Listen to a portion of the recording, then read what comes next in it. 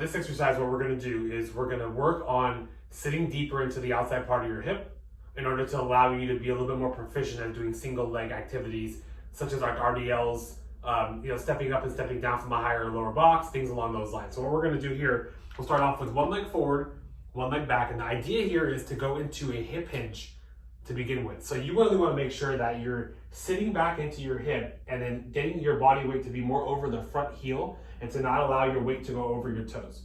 And so one little check that we do with this is to make sure that you're loading the heel on that working leg, is make sure that as you shift back, you can actually wiggle your toes in my case, my right leg on my front leg here. So if you have all of your weight on your toes and you can't move your toes, you can't pick them off the ground, then you'll know that you have all your weight there. So what you want to do is sit back onto that heel and be able to lift those toes up the entire time that you're doing this exercise. And that's a good thing to check on as you're doing this.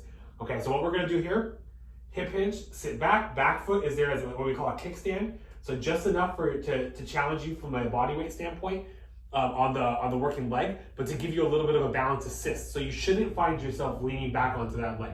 It should be all on this front leg. And what we're going to do here is you're going to go into a internal rotation moment on the front hip. So you're going to turn your pelvis and your trunk towards the hip that's in front. So it's going to look something like this. So arms crossed, and then the trunk is going to turn and rotate towards the right side in this case, without letting this hip go this way or all the way out that way. So it's almost like I'm sticking my butt out to the right, but you're not actually going to see my right hip break this plane going to the outside. So we'll hinge and we'll rotate, and we're going to really sit into that hip, wiggle my toes, weight stays on my heel, and notice how my hip is still in line here. I'm not allowing myself to shift out or shift this way.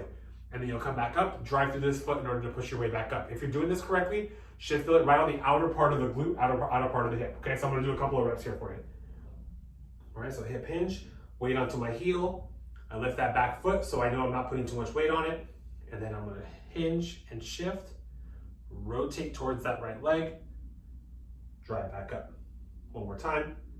Rotate towards that right leg. Hold it for the allotted amount of time. Really feel it on the outside of this hip. And drive back up.